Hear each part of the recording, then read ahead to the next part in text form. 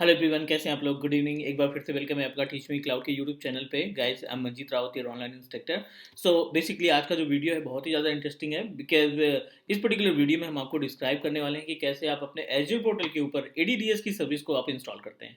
Right. So basically हमने भी कई वीडियो सर्च की अपने यूट्यूब चैनल पे, मीन्स डिफरेंट डिफरेंट ब्लॉग पे मैंने चेक किया है, लेकिन मोस्टली जो प्रोसीजर हम लोग इस्तेमाल करते हैं ना एक्टिव डायरेक्टरी को इंस्टॉल करने के लिए, वो थोड़ा सा गलत तो नहीं बोल सकते, लेकिन थोड़ा सा हटके है। जो नॉर्मल तरीका हम इस्तेमाल करते हैं, लाइक जब वर्चुअल मशीन क्रिएट किया और उसके प्रीफर्ड डीएनएस अल्टरनेट डीएनएस में जाके प्राइवेट आईपी को कॉन्फ़िगर कर दिया, फिर उसके बाद नॉर्मल जैसे ऑन प्रोमाइसेस पे रोल वगैरह इंस्टॉल करके हम क्रिएट करते हैं, ये तरीका क्लाउड के ऊपर, एज्यूर के ऊपर सूटेबल नहीं माना जाता है। बिकॉज इसमें अगर हम इस तरीके से प्रोसीड करते हैं तो कई सारी दिक्कतें आती हैं इन रियल इन्वायरमेंट के केस में। Like as a DNS name resolution में प्रॉब्लम आती है। आप अपने उस डीएनएस को वीडीआई के साथ नहीं इस्तेमाल कर पाएंगे, आप उसमें एमएफए नहीं लगा पाएंगे। लेकिन अभी जो हम आपको तरीका बताने वाले हैं, अभी जो हम आपको प्रोसीजर बताने वाले हैं, इस प्रोसीजर के थ्रू आप अपने एक्टिव डायरेक्टरी के यूजर को, यानी जो क्लाइंट के लिए आपने यूजर बना रखा है, उस यूजर के ऊपर भी एमएफए क्रिएट कर सकते हैं। तो एजेंडा बिल्कुल क्लियर है। एडमिनिस्ट्रेटर और आर्किटेक्ट दोनों के लिए बहुत ही ज़्यादा इंपॉर्टेंट ये टॉपिक है। तो चलिए स्टार्ट करते हैं। बट उसके पहले अगर आप फर्स्ट टाइम वीडियो देख रहे हैं या पहली बार चैनल पे विजिट किए हैं, तो आप हमारे टीच मी क्लाउड के यूट्यूब चैनल को सब्सक्राइब कर सकते हो। बिकॉज यू नो दैट कि टीच मी क्लाउड एक सिंगल टेक्निकल यूट्यूब चैनल है जो आपको 100% लाइव प्रैक्टिकल देता है, बिना किसी स्टेप को स्किप किए हुए। पहले तो हम आपको प्रोसीजर बता देते हैं, एक्चुअल में हम करने वाले क्या हैं। थोड़ा सा कॉन्सेप्ट समझ लेते हैं कि ये एजर एडीडीएस किस तरीके से हमारी हेल्प करता है टू मैनेज द इन्वायरमेंट। तो इसमें सबसे पहले हमें क्या करना है ना, सबसे पहले आपको एज्योर रेडी में जाकर के ना एक यूजर क्रिएट करना है। बिल्कुल स्टेप बाय स्टेप, एक एक स्टेप हम डिस्कस करेंगे, ताकि जब भी आप ये वीडियो ओपन करके प्रैक्टिकल परफॉर्म करने की कोशिश करें तो आपको कोई भी दिक्कत ना आए। सबसे पहले आपने क्या करना है, क्रिएट एडी यूजर। ठीक है ना। हम एज्योर एडी की बात करें, आपको एज्योर एक्टिव डायरेक्टरी ओपन करना है, create AD user. Active directory में जाकर के, एज्योर एडी में जाकर के एक यूजर क्रिएट करना है। इस यूजर के क्रेडेंशियल के थ्रू हम अपने क्लाइंट मशीन को कन्वर्ट करने का काम करेंगे। पहला स्टेप हो गया। दूसरे स्टेप में क्रिएट एडीडीएस। ठीक है, active directory domain services. AD अलग है, एडीडीएस अलग है, दो अलग अलग सर्विसेज हैं। Active directory built in feature है, एडीडीएस आपको क्रिएट करना पड़ता है। सबसे इंपॉर्टेंट पार्ट, एडीडीएस जब तक आप प्रोसीड नहीं करेंगे आपको ऑप्शन नहीं मिलेगा, लेकिन एज्योर एक्टिव डायरेक्टरी की बात करें तो वो बिल्ट इन फीचर है, आपको सिर्फ ओपन करना है, उस पर यूजर बना देना है। ठीक है, दूसरा स्टेप हो गया। तीसरे स्टेप में आपने क्या करना है, क्रिएट सर्वर वीएम। किसी भी ऑपरेटिंग सिस्टम की, किसी भी सर्वर ऑपरेटिंग सिस्टम की 2012, 2016 या 19 की एक वर्चुअल मशीन आपको क्रिएट कर लेनी है। राइट। चौथे स्टेप में क्या करना है, मैप योर एडीडीएस। ठीक है, जो भी एडीडीएस आपने बनाया उसको मैप कराना है, यानी कनेक्ट कराना है। किससे, टू सर्वर वीएम। जो भी आपने वीएम क्रिएट कर रखी है ना, उस वीएम से आप इसको मैप करा देंगे। पांचवें नंबर पे आ जाते हैं। पांचवा जो स्टेप है वो बहुत ही आसान है, इंस्टॉल सर्वर रोल। और इस रोल का जो नाम है वो है R SAT, remote server administrative tool. अब ये इंस्टॉल करने के बाद, सॉरी, पहले इसके बाद हम क्या करेंगे, मैप का मतलब वही है, कन्वर्ट करना, वर्क ग्रुप से डोमेन में कन्वर्ट करना है, इसी को आप मैप बोल सकते हैं। इंस्टॉल सर्वर रूल, और सर्वर रूल इंस्टॉल करने के बाद, मतलब आर साइट इंस्टॉल करने के बाद, आप अपने उस सर्वर वाली वीएम में कोई भी एक्टिविटी परफॉर्म कर सकते हैं, लाइक एज यूजर बनाना, ओयू बनाना, ग्रुप बनाना, वो सारे ऑप्शन आपको हाईलाइट हो जाएंगे। चलिए एक बार ग्राफ के थ्रू समझ लेते हैं। हमने एडी बनाया, एडी के बाद एडीडीएस की सर्विस को क्रिएट की। फॉर एग्जांपल ये एडीडीएस सर्विस है, ये अपने पास सर्वर डोमेन कंट्रोलर है। हम इन दोनों के बीच में आपस में कम्युनिकेशन इस्टेब्लिश कर देंगे। बहुत ही सिंपल सा तरीका। चलिए प्रैक्टिकल देखते हैं। पोर्टल ओपन कर लेते हैं, और पोर्टल में हमें सबसे पहले क्या करना है, पहले तो हमें जाना है एक्टिव डायरेक्टरी में। ये जो आपके पास सिक्योरिटी ऑप्शन में अवेलेबल है, इस एडी को ओपन करा लीजिए। एज्योर एक्टिव डायरेक्टरी ओपन करा दिया, और इसमें मल्टीपल यूजर्स ऑलरेडी अवेलेबल है, बट अगर आपको लगता है कि नहीं हमें नया यूजर क्रिएट करना है तो यू कैन क्रिएट। ठीक है, ये एडी में जाइए, आप यूजर पे जाइए। ये पहला स्टेप है, बहुत ही बारीक से हम समझने की कोशिश कर रहे हैं। वैसे तो ऑलरेडी हमने यूजर बना रखे हैं, AWS है, एज्योर है, क्लाउड है, ये मल्टीपल यूजर हम क्रिएट कर रखे हैं, लेकिन अभी हम यहाँ पे एक यूजर और बना लेते हैं। ठीक है, क्रिएट न्यू यूजर। अपने पास कोई डोमेन है नहीं तो इसी डोमेन का इस्तेमाल कर लेते हैं, जो एग्जिस्टिंग डोमेन है। आप नाम दे दीजिए कोई सा भी अपने यूजर का। मान लीजिए हमने इसमें इसको नाम दे दिया टेलनेट के नाम से। ठीक है, ये अपने पास यूजर नेम है telnet. No need to make any changes. Display name भी आप सेम ही रख देते हैं, टेलनेट रख देते हैं हम, ये यूजर नेम हो गया। पासवर्ड में जो डिफॉल्ट पासवर्ड है उसी को हम कॉपी कर लेते हैं, क्योंकि रीसेट आपने करना ही पड़ेगा, एंड क्लिक क्रिएट। टेलनेट नाम से आपने यूज़र बनाया, अब आप इसका एक बार पासवर्ड चेंज कर लीजिए, क्योंकि ये जो डिफ़ॉल्ट पासवर्ड है ये आपको रीसेट करना ही पड़ेगा। तो यहीं पे हम इनकॉग्निटो विंडो में ओपन करके पोर्टल डॉट एज्योर ओपन कर लेते हैं। और पोर्टल डॉट एज्योर के केस में हमें जो यूज़र बनाया था, यूज़र का नाम एक बार देख लेते हैं, टेलनेट विद डोमेन नेम। तो टेलनेट विद डोमेन नेम क्या बनेगा आपका, telnet@manan.24 आउटलुक 05। चलो इसको हमें पेस्ट करना पड़ेगा कहीं पे, क्योंकि हमने पासवर्ड ऑलरेडी कॉपी कर रखा है। ठीक है, इसको कॉपी कर लेते हैं यहाँ पे, copy the entire name domain के साथ यहाँ पे पेस्ट करिए। Again we need to copy the password, ये जो बाय डिफॉल्ट पासवर्ड है जिसे हमें चेंज करना पड़ेगा। Next next. ठीक है, यहाँ पे वेरीफाई कर लेते हैं, पासवर्ड रीसेट कर देते हैं, यहाँ पे कोई सा भी पासवर्ड आप दे दीजिए। I am going to proceed with my common password. चलिए ठीक है, सक्सेसफुली हमने पासवर्ड को रीसेट कर लिया है। यूजर नेम बिल्कुल क्लियर है, telnet@microsoft समथिंग, बिकॉज अपने पास डोमेन कंट्रोलर है नहीं, कोई एडिशनल डोमेन या godaddy.com से डोमेन तो ऐड किया नहीं, तो हम microsoft का अकाउंट भी यूज कर लेते हैं। पहला स्टेप खत्म। एज पर द एजेंडे की बात करें तो उसके अकॉर्डिंग हमने पहला स्टेप कंप्लीट कर लिया। ठीक है, चलिए दूसरे स्टेप में चलते हैं। दूसरे स्टेप में क्या करना है हमें, दूसरे स्टेप के केस में हमें ADDS की सर्विस को इंस्टॉल करना है। तो आपने कुछ नहीं करना, just need to type Azure ADDS। ठीक है, यहाँ पे सर्च मेनू में आप टाइप कर दीजिए, यहाँ पे इंफॉर्मेशन मिल जाएगी एक्टिव डायरेक्टरी डोमेन सर्विस से ADDS। सेलेक्ट एंड क्रिएट, एक डोमेन क्रिएट कर लेते हैं, किसी भी नाम से आप डोमेन क्रिएट कर सकते हैं, it's not mandatory. Okay, this is the basic information जहाँ से आप डोमेन कंट्रोलर को क्रिएट करेंगे, ADDS को कंट्रोल करेंगे। बेसिक है, नेटवर्किंग है, एडमिन है, सिंक्रोनाइज है, टैग है एंड क्रिएट है। चलो कोई दिक्कत नहीं है। यहाँ पे आप पावर, ये हमारा रिसोर्स ग्रुप है, आप कोई सा भी रिसोर्स ग्रुप नेम दे सकते हैं। डोमेन नेम में कोई यूनिक नेम दे दो, आप cloud.com दे देते हैं। ठीक है, must be .com .in .org .edu कोई सा भी हो। सेंट्रल यूएस और SKU में तीन ऑप्शन दिखाई पड़ेंगे, स्टैंडर्ड, इंटरप्राइज और प्रीमियम। तो प्रीमियम चल देते हैं, स्टैंडर्ड चल देते हैं। No need to do anything, users के लिए बना रहे हैं। नेक्स्ट, रिसोर्स के लिए भी आप मैनेज कर सकते हैं। नेटवर्किंग में बाय डिफॉल्ट ये वीनेट तैयार कर देगा, अगर आपने पहले से वीनेट बना रखा है तो बहुत अच्छी बात है, नहीं है वीनेट तभी आप डिफॉल्ट वीनेट के साथ प्रोसीड कर सकते हैं। चलिए नेक्स्ट, एडमिनिस्ट्रेशन, इंपॉर्टेंट पार्ट। जो आपने यूज़र अभी थोड़ी देर पहले क्रिएट किया था ना, अब उस यूज़र को यहाँ पे असाइन कर दीजिए। मैंने इस पर क्लिक किया, ऑलरेडी हमने दो यूज़र बना रखे हैं, लेकिन अभी जो हमने रिसेंटली एक यूज़र क्रिएट किया विद नेम ऑफ टेलनेट ना, उसको भी असाइन कर देते हैं, ताकि आपको सारी जितने भी स्टेप हैं वो आसानी से समझ में आ जाए। चलिए हमने यहाँ पे प्रोसीड किया, telnet @समथिंग, ये हमने सेलेक्ट कर लिया टेलनेट यूज़र को। एवरीथिंग इज ओके, तीन यूज़र यहाँ पे अवेलेबल हैं, no need to do anything. Close करो इसको आप, मैनेज ग्रुप एंड परमिशंस में जाकर के, ग्रुप मेंबरशिप में जाकर के हमने असाइन कर दिया। Next, yes, synchronise all, create and review. ये ये पर्टिकुलर ADDS जो है तैयार होने में, मतलब कंप्लीट इसको क्रिएट होने में अप्रॉक्सीमेटली आप मान के चलिए कम से कम लग जाएगा 20 से 25 मिनट का टाइम। ठीक है, तो नेक्स्ट करते हैं एंड ओके कर देते हैं। एक बार प्रोसीड कर देते हैं, इनिशियलाइज कर देते हैं, वीडियो को पॉज कर देंगे, उसके बाद फिर हम तब ओपन करेंगे जब ये हमारा पूरी तरीके से रेडी हो जाएगा। ये पहला स्टेप था, लेकिन लेकिन लेकिन यहाँ पे हम क्या कर सकते हैं, ये ऑप्शन तो हम अभी कॉन्फ़िगर कर ही सकते हैं, क्योंकि मैपिंग आप तब तक नहीं कर पाएंगे जब तक आपका cloud.com पूरी तरीके से रन नहीं करेगा फुल फ्लैश में।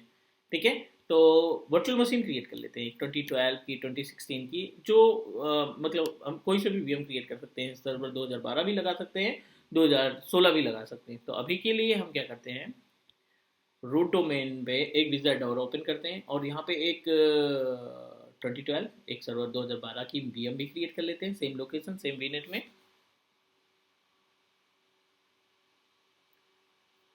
कूल, आ जाइए VM में, वर्चुअल मशीन पे हमने क्लिक किया। वर्चुअल मशीन पे क्लिक करने के बाद आपने सिलेक्शन करना है VM का, क्रिएट वर्चुअल मशीन,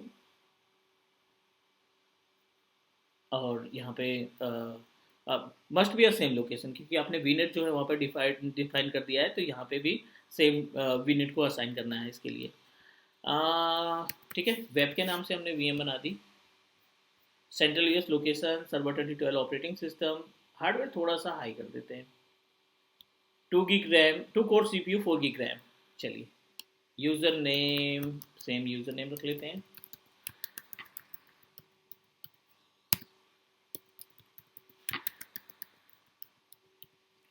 ठीक है, यहाँ पे जो पोर्ट है RDP का पोर्ट 3389, नेक्स्ट करो आप।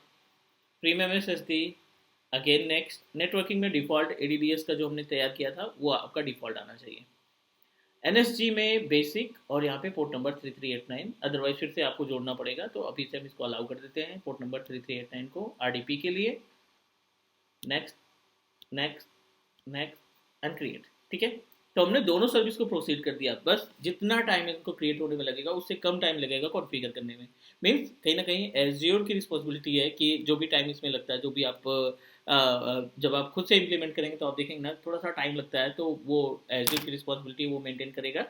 हमारी जिम्मेदारी ये है कि हम इसको प्रोसीड कर देते हैं। दोनों सर्विसेज प्रॉपर तरीके से रन करने के बाद हम उसको मैप करा देंगे।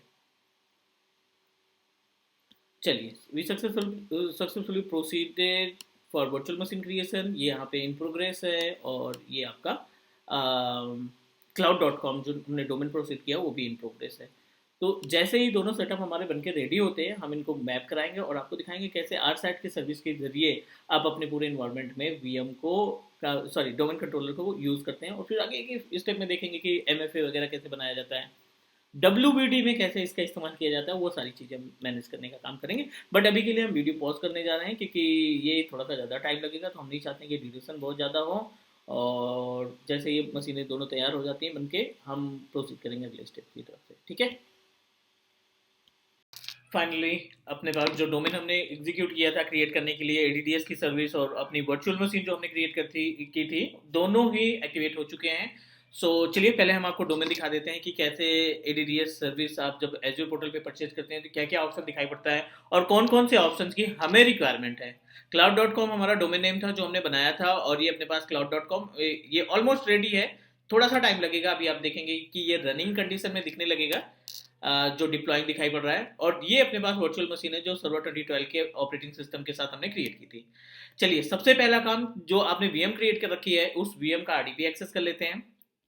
और उसके बाद ये जो अपने पास cloud.com है, इस cloud.com के प्राइवेट आईपी जो भी प्रीफर्ड डीएनएस आईपी एड्रेस है, इसको हम माउंट करते हैं, इसको हम कॉन्फ़िगर करते हैं अपने एज्योर के वर्चुअल मशीन में। तो चलिए, सबसे पहले तो हम RDP एक्सेस कर लेते हैं। और फिर उसके बाद फिर अगले स्टेप में बात करेंगे कि अब अगला स्टेप क्या फाइनल करना है, हमें क्या प्रोसीड करना है।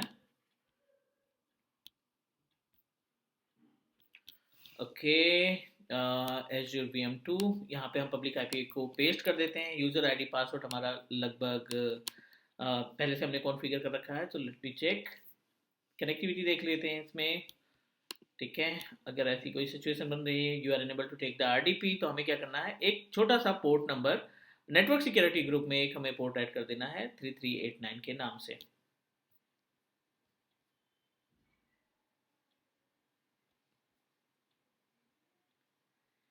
ठीक है, यहाँ पे हम पोर्ट नंबर ऐड कर लेते हैं 3389 और अलाउ।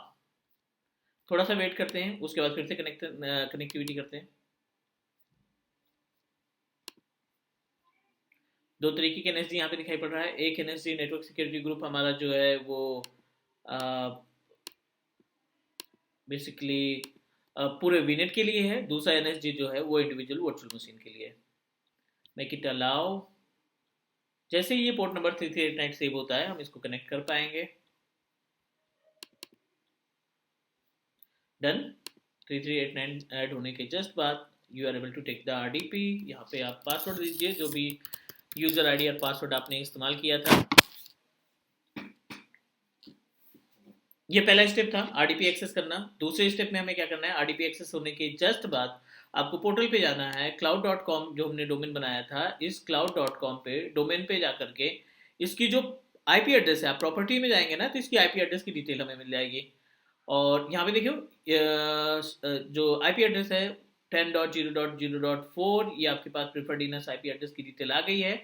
इस पर्टिकुलर IP को हम अपने वर्चुअल मशीन में कॉन्फ़िगर करने वाले हैं। थोड़ा सा इंतजार कर लेते हैं क्योंकि अभी भी ये डिप्लॉयमेंट में दिखाई पड़ रहा है, डिप्लॉइंग दिखाई पड़ रहा है, क्योंकि दो तरीके की आईपी हमारे पास मिलेगी, एक प्रीफर्ड डीएनएस में और एक अल्टरनेट डीएनएस में। तो थोड़ा सा इंतजार कर लेते हैं, उसके बाद फिर इनके बीच में कनेक्टिविटी प्रोवाइड करते हैं। ठीक है, अभी अपने पास जो डोमेन कंट्रोलर है प्रॉपर तरीके से रनिंग स्टेज में आ गया है। अब आपको प्रॉपर्टीज में जाना है, और प्रॉपर्टीज में आप देखेंगे कि दो तरीके की आईपी एड्रेस हमें दिखाई पड़ रही है, 10.0.0.6, 10.0.0.4। ठीक है, ये दो डिफरेंट आईपी है, जिस आईपी को आप अपनी वर्चुअल मशीन के प्रीफर्ड डीएनएस और अल्टरनेट डीएनएस में कॉन्फ़िगर करेंगे। तो टाइप कर देते हैं यहाँ पे ncpa.cpl अपने वीएम में जो भी हमने आरडीपी एक्सेस किया है, गो टू द प्रॉपर्टीज, और यहाँ पे IPv4 में ध्यान रखना है आपको, आईपी एड्रेस में कोई चेंजेस नहीं करना है, just need to click on prefer DNS. तो अब प्रीफर डीएनएस में क्या आएगा, सेंट्रल यूएस 0.6 और एंड 0.4। तो लेट मी चेक, यहाँ पे 10.0.0. यहाँ पे 6 और दूसरा 10.0.0.4। ये प्रीफर और अल्टरनेट आईपी एड्रेस कॉन्फ़िगर करने के बाद you need to restart your machine, क्योंकि ये इसका आरडीपी जाएगा, आपने मैनुअल आईपी कॉन्फ़िगर किया है तो आरडीपी डिस्कनेक्ट होगा। सो मीनवाइल हम क्या करते हैं, आरडीपी डिस्कनेक्ट करने के बाद मीन्स बाय डिफॉल्ट हो जाएगा। आप रीडिप्लॉय भी कर सकते हैं, यहाँ पे रीडिप्लॉय वर्चुअल मशीन की प्रॉपर्टी में जाकर के रीअप्लाई नहीं करना, रीडिप्लॉय कर देना है, जिससे जो आईपी एड्रेस आपने मैनुअल कॉन्फ़िगर कर रखी है वो प्रॉपर तरीके से सेट हो सके। एंड इसके बाद हम लोग, आपको याद होगा कि एक यूजर क्रिएट किया था टेलनेट के नाम से अपने एक्टिव डायरेक्टरी सर्विस में जाकर के, उस यूजर और उस पासवर्ड की हेल्प से इसको कन्वर्ट करने का काम करेंगे। Convert in the sense work group से डोमेन में ले जाएंगे, डोमेन में ले जाने के बाद इसमें आरसेट की सर्विस को इंस्टॉल करेंगे। थोड़ा सा टाइम लगेगा इसमें। एवरीथिंग इज रेडी, यहाँ पे डोमेन हमारा रेडी है, इसकी हेल्थ वगैरह सब रनिंग प्रॉपर तरीके से मैनेज हो रहा है। एंड थोड़ा सा इंतजार कर लेते हैं, क्योंकि जैसे ही हमारा रीडिप्लॉय कंप्लीट होता है फिर से एक बार हम अपनी वर्चुअल मशीन का आरडीपी एक्सेस करेंगे, और आरडीपी एक्सेस करने के बाद इसमें हम what we can say that RSAT की सर्विस को इंस्टॉल करेंगे, और साथ ही साथ हम देखेंगे कि अपने जो जो वर्चुअल मशीन है उस वर्चुअल मशीन को वर्क ग्रुप से हटा करके डोमेन में, डोमेन का पार्ट बनाएंगे, डोमेन में कन्वर्ट करने का काम करेंगे बेसिकली। ठीक है, स्टिल इन प्रोग्रेस, तो थोड़ा सा इंतजार करना पड़ेगा क्योंकि ये रीडिप्लॉय में ही आ रहा है, थोड़ा सा इंतजार कर लेते हैं अभी।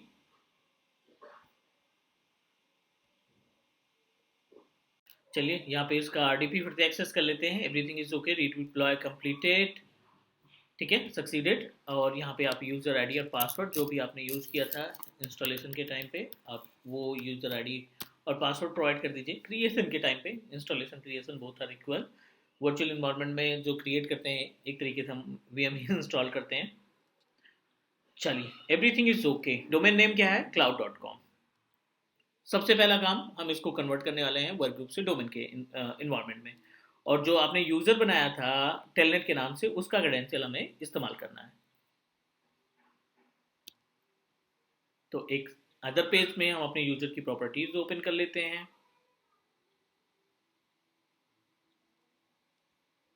एक्टिव डायरेक्टरी के पैनल में जाकर के हमें यूजर की प्रॉपर्टीज मिल जाएगी।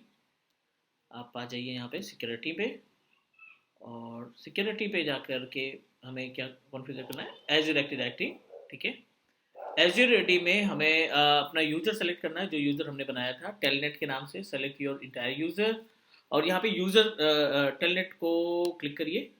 टेलनेट क्लिक करने के बाद इसका कंप्लीट नेम जो भी @ करके है, क्योंकि यहाँ पे आपको कंप्लीट नेम प्रोवाइड करना पड़ेगा, और जो पासवर्ड आपने कॉन्फ़िगर किया था वीएम बनाते समय वो आपको असाइन कर देना है। We successfully connected our RDP, जो भी सर्वर 12 की मशीन हमने क्रिएट कर रखी थी। Go to the properties of computer system, change पे जाएंगे, और we know that we just need to convert our domain to cloud.com। एक बार चेक कर लेते हैं, यहाँ पे cloud.com मेंशन करने के बाद यूजर आईडी एंड पासवर्ड। तो यूजर आईडी पासवर्ड, यूजर में हम अपना टेलनेट का नाम दे देंगे Ctrl+V, एंड पासवर्ड जो आपने उस यूजर का जो पासवर्ड रखा है उस पासवर्ड की इंफॉर्मेशन, एंड क्लिक ओके। ठीक है, इफ एवरीथिंग इज ओके, अगर कम्युनिकेशन वगैरह ओके है। ठीक है, यहाँ पे पासवर्ड की दिक्कत बता रहा है, तो let me check again. Password था हमारा टेलनेट, यूजर नेम टेलनेट। ठीक है, password let me check again.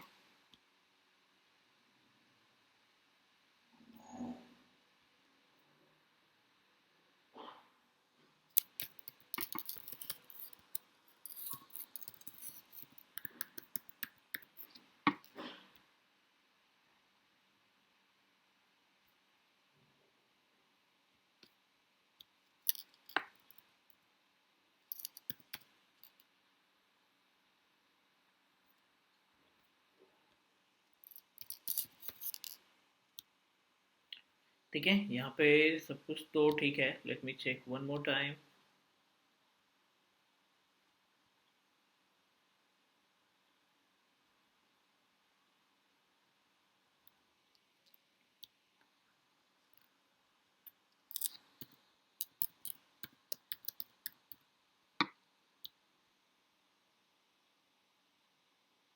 ठीक है, यूजर नेम एंड पासवर्ड की दिक्कत बता रहा है, तो एक काम करते हैं, इस पासवर्ड को रीसेट कर देते हैं। Okay, so you can use your user name जो आपने ऐड किया था अपने एक्टिव डायरेक्टरी डोमेन कंट्रोलर के एडमिनिस्ट्रेटर पैनल पे, टेलनेट के नाम से हमने यूजर बनाया था, उसको ऐड किया था। और जो भी उसका पासवर्ड है, थोड़ा सा टाइम लगेगा, 10 से 15 मिनट का टाइम लगता है उस यूजर के पासवर्ड को सिंक्रोनाइज करने के लिए।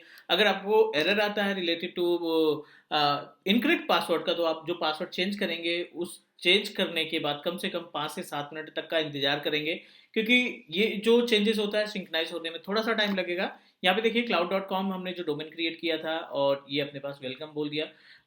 सो इट मीन्स दैट हमारा जो सिस्टम है, हमने जो आरडीपी जो आरडीपी के थ्रू सिस्टम को एक्सेस किया था, सक्सेसफुली कन्वर्ट हो चुका है। अब हमें इसमें सर्विसेज इस्तेमाल करने के लिए क्या करना पड़ेगा, आरडीपी इसका एक्सेस करेंगे and then will install a one role R SAT. ठीक है, डोमेन में कन्वर्ट करने के बाद एक बार फिर से हम इसको एक्सेस कराते हैं। एक्सेस कराने के बाद हमें रोल इंस्टॉल करना है आर साइड का।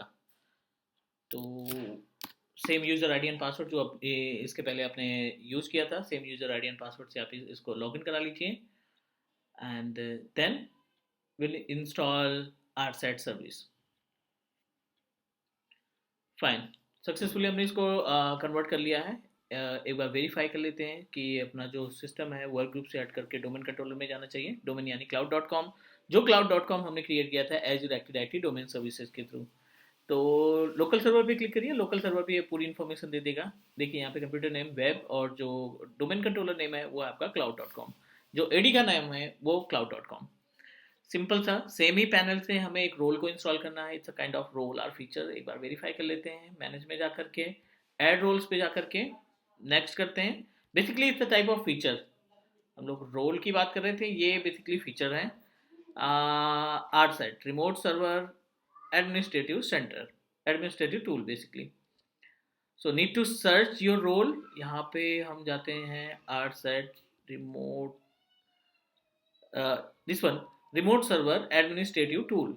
आप इस पर्टिकुलर रोल को इंस्टॉल करेंगे। रोल इंस्टॉल करने के बाद आप देखेंगे कि जो एडी आपने क्रिएट किया था, जो एडीडीएस आपने सर्विस इंस्टॉल की थी, क्रिएट की थी, वो आपके इस पर्टिकुलर वर्चुअल मशीन के साथ सक्सेसफुली मैप हो जाएगा। और मैप होने के बाद जो नॉर्मल एक्टिविटी हम अपने ऑन प्रोमाइसेस के वर्चुअल मशीन, ऑन प्रोमाइसेस के एडी में परफॉर्म करते हैं, वो सेम एक्टिविटी हम यहाँ पे परफॉर्म कर पाएंगे। ठीक है, तो थोड़ा सा इंतजार कर लेते हैं, इसको इंस्टॉल होने देते हैं। इंस्टॉल के बाद ये रीस्टार्ट होगा। एज वी नो दैट कि एडी इंस्टॉलेशन के बाद सिस्टम हमारा रीस्टार्ट होता है। रीस्टार्ट होने के बाद हम इसमें इसको टूल्स पे क्लिक करेंगे और टूल्स पे हम देखेंगे कि जितने भी ऑब्जेक्ट्स वगैरह रहते हैं, एडी के ऑब्जेक्ट हैं या फिर उनके कंटेनर हैं, वो सभी सर्विसेज आप इस्तेमाल कर पाओगे।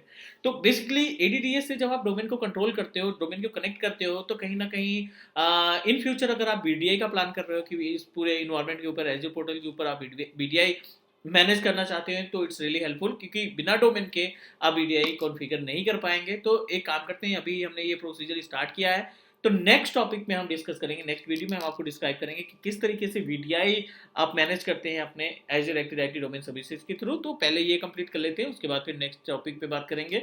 क्योंकि अभी अगर हम केवल इंडिविजुअल वीनेट इस एडी की बात करें, Azure AD active directory domain services की बात करें, तो इसके अंदर भी बहुत सारे फीचर्स हमें दिखने हैं, बहुत सारी एक्टिविटी हमें परफॉर्म करनी है। तो पहले इस वीडियो में भी हमने बेसिक सा फंडा देखा, लेकिन नेक्स्ट वीडियो में हमें प्लान किए हैं कि कुछ जो इनके अंदर ऑप्शंस दिखाई पड़ रहे हैं, मेंबर्स हैं, ऑनर हैं, है ना, ये जो डिफरेंट डिफरेंट ऑप्शंस हमें दिखाई पड़ रहे हैं, इनके बारे में डिस्कस करेंगे। क्योंकि अभी सिचुएशन क्या है, आप देखिए रोल्स वगैरह तो सभी अवेलेबल हैं। एक्टिव डायरेक्टरी यूजर इन कंप्यूटर जब आप ओपन करते हो, तो यहाँ पे देखिए लिस्ट भी आ जाएगी, जो भी ऑब्जेक्ट वगैरह की लिस्ट होती है वो सभी इन्फॉर्मेशन मिल जाएगी। बट अनफॉर्चुनेटली अभी ये रोल इंस्टॉल नहीं था। अब देखिए यहाँ पे अभी एक्टिव डायरेक्टरी डोमेन कंट्रोलर की जो active directory user and computer की जो लिस्ट है नॉर्मल है। अगर आप इसको रीस्टार्ट कर देते हैं, अभी सक्सेसफुली इंस्टॉल हुआ है, सिस्टम को रीस्टार्ट करने के बाद एक बार फिर से एक्सेस करते हैं और चेक करते हैं कि हमें क्या क्या ऑप्शन दिखाई पड़ता है। तो मैनुअली रीस्टार्ट कर देते हैं और रीस्टार्ट करने के बाद फिर से एक बार कनेक्ट करेंगे वीएम को। ठीक है, यहाँ पे सिस्टम को हमने फिर से रिस्टार्ट करने के बाद लॉगिन करा लिया है, लेकिन लॉगिन के टाइम आपको ध्यान रखना है कि जो यूज़र आपने क्रिएट किया था, जो यूज़र आपने यूज़ किया था डोमेन को कन्वर्ट करने के लिए, वर्क ग्रुप से जब हम डोमेन में इसको कन्वर्ट कर रहे थे, तो टेलनेट नाम का यूज़र क्रिएट किया था और उस टेलनेट के थ्रू हमें अपने सिस्टम को लॉगिन कराना है। तो आप देखिए यहाँ पे टेलनेट यूज़र जो कि एक्टिव डायरेक्टरी का मेंबर है, उससे हमने लॉगिन कराया और एक बार फिर से चेक करते हैं एक्टिव डायरेक्टरी डोमेन सर्विसेज में, और just need to click on tools, और एज वी नो दैट जैसे नॉर्मल हम इस्तेमाल करते हैं। अब देखिए यहाँ पे cloud.com की जो सर्विस है वो आपके पास अवेलेबल है, and you are able to manage each and everything. जैसे लोकल इन्वायरमेंट के अंदर आप चीज़ें मैनेज करते हैं, एज इट इज़ आप यहाँ पे अपने यूजर्स को, कंप्यूटर को, ग्रुप को, सभी पार्ट को मैनेज कर सकते हैं, राइट। तो ये पहला स्टेप था, ये पहली वीडियो थी related to active directory domain services Azure AD DS के बारे में। नेक्स्ट टॉपिक में हम इसमें क्लाइंट जोड़ेंगे, क्लाइंट के बाद फिर उसमें एमएफए वगैरह तैयार करेंगे, तो एक एक स्टेप देखेंगे हर एक पार्ट का। बहुत इंपॉर्टेंट टॉपिक है, तो प्लीज़ लेट मी नो। अगर आपको ये वीडियो पसंद आई तो आप कमेंट ड्रॉप जरूर करना, और कोई सजेशन हो फिर भी आप सजेशन दे सकते हैं।